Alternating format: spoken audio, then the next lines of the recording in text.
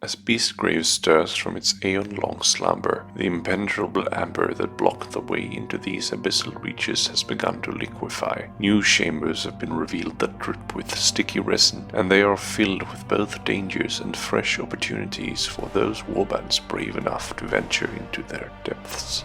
For some, this is a chance to reach the mountain's heart and either calm it, awaken it, or kill it. For others, the mysteries and treasures revealed are enticing enough. But for many, Direchasm is simply a place to indulge their thirst for battle and bloodshed. Alright, welcome to the Critical Focus channel and today's episode of the most enjoyable warbands, part 4, Direchasm. First up, sorry for not including Iron Soul Condemners or Lady Harrow's Mournflight in the Beastgrave video, although they are not technically a mistake, since they are a side expansion without any universal cards along with them. But still, I won't bother with putting them into the actual list, but I will say a couple of words here before getting on with Direchasm. Iron Soul Condemners are actually one of the very few Stormcast teams I don't mind playing. They have some fun, both surges and end phases, as well as a full array of interesting ploys, with some nifty 50-50 ploys, improvised blow, and a one-off upgrade for 4 damage, which makes playing pretty hard aggro with them quite fun. I don't really care for the models though, but they are not bad. Lady Harrow's Mournflight used to be borderline broken and abusive, but after a couple of their searches got nerfed, as well as the complete speed package being out-rotated, they can certainly now be played with a straight face. They are quite deadly still and have some real nasty tricks both on the fighter cards. The crits doesn't work in defense comes to mind. They have some really strong ploys as well, and the upgrade department with the upgraded destroying upgrade is particularly nasty, although I would say nowadays their deck needs some complementing. Now let's move on with Direchasm, and for this one I won't repeat that previous mistake, but I will now actually include the starter set warband of Storm of Celestus and Drepth's Wraithcreepers into the list, and in the bottom here I'm gonna actually start with one of them. Drepth's Wraithcreepers will be at the very bottom here.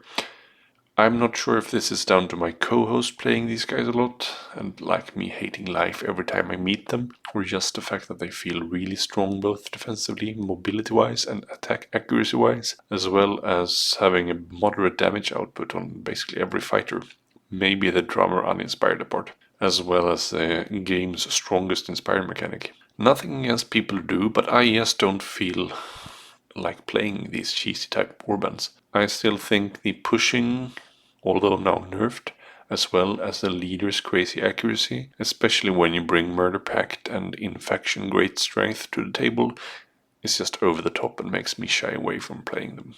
Next up, I'm going to put Kaggra's Ravagers. The Ravagers had so much potential, some of the most beautiful models in the games, hands down, but they just don't work very well as a warband, and the inspired condition is trash now, and it wasn't very good before.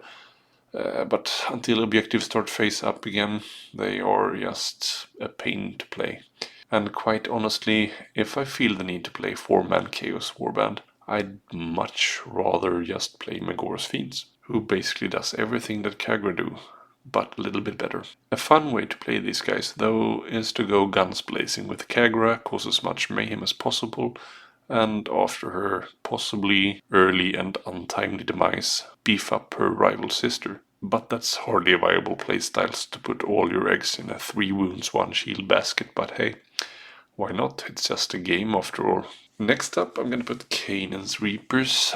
I just don't like Kainan himself as a model. The ridiculous elk helmet and the overpowered boring stat line. I would just much rather have Kenta as a leader, with 4 wounds, possibly 2 shields, and maybe Hacker as a lieutenant on 3 wounds to amend for the lack of a boring Voltron centerpiece. The deck is just silly good at all ends really, although they do bleed a lot of glory if you don't know what you're doing with them. They are no auto-win, overusing or using the Mortek Advance erroneously or early on can leave you exposed and out of position with no maneuverability left, and leave your weak 1 shield 2 health fighters easy pickings for strong aggressive opponents. Next up I'm gonna put Storm of Celestus.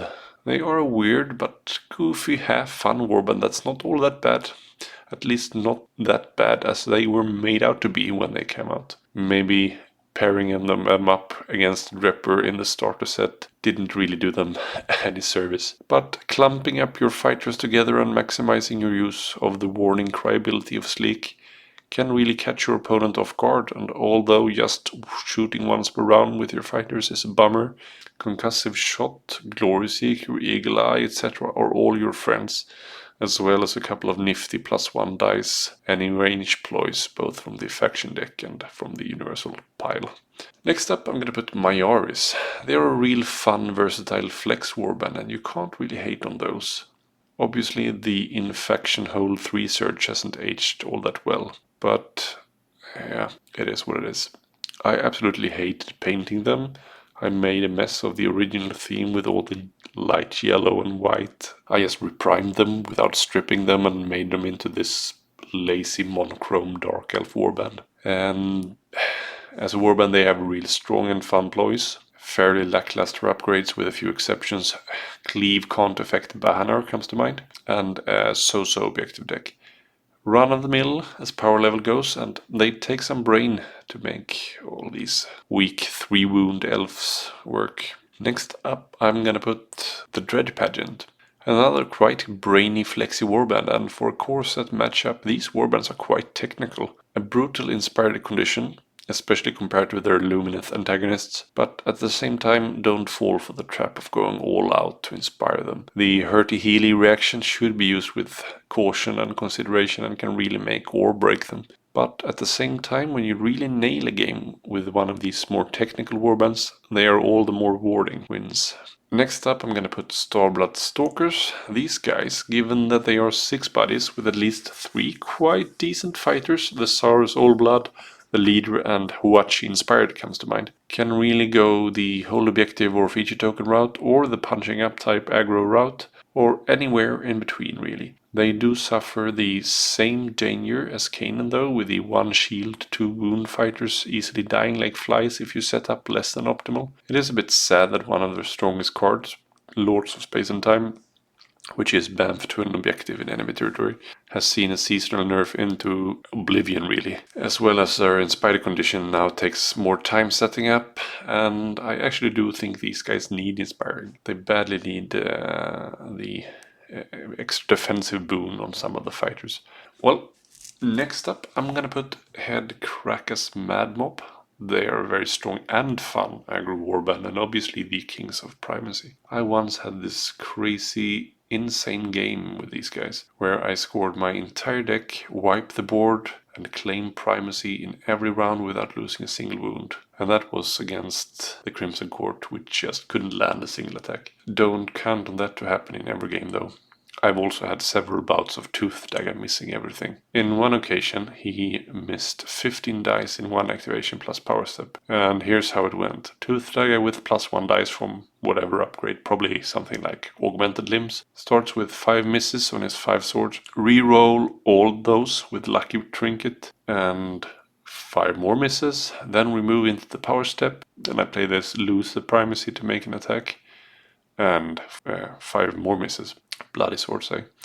But I digress. They are quite fun and capable fighters all run, but bring a backup weapon for Daco. And his primacy claiming ability now is really, really weak. Next up, I'm gonna put the Crimson Court. Okay, I will admit playing them hungry and defensively is cheesy as fudge, but I guess enjoy it while it lasts. Direchasm isn't staying around all year after all, and getting lots of mileage out of the Hungry Harpoon is just tons of fun. Luckily, they do aggro well though, once the hungry route rotates out. At least as long as you have like plenty of 2-3 wound fighters on the opposite side. They do lack some heavy hitters. But the biggest win for me here are the models, and that's probably the main reason for them being above Hedkrakkas. I just don't really care for orcs, and vampires are damn sexy. They have really strong searches, and a couple of them are almost silly good. Crimson Hounds, Spirited Attempt comes to mind. And the ploys and upgrades definitely have some flavorful stuff as well. But at the very top, I'm gonna put... Okay, this is a weird one for me, as I generally place weak warbands up front, but I just like how Elephant's Soul Raid both look and play. The mix of aggro and control is tons of fun, and the fish is obviously super annoying and can shut down so much glory. The models are beautiful, and the faction as a whole just really appeals to me. They are no auto window and take some time to figure out. Don't hand these guys to your best friend wanting to get into the hobby. Just give him Morgox or Iron Souls or something. Alright, folks, that's it for Direchasm.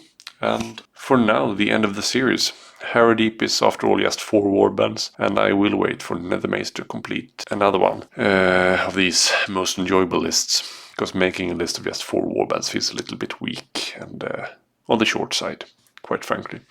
So thanks so much for watching. Don't forget to subscribe if you haven't already. Like the video if you enjoyed it, and by all means leave a comment. Take care. Bye.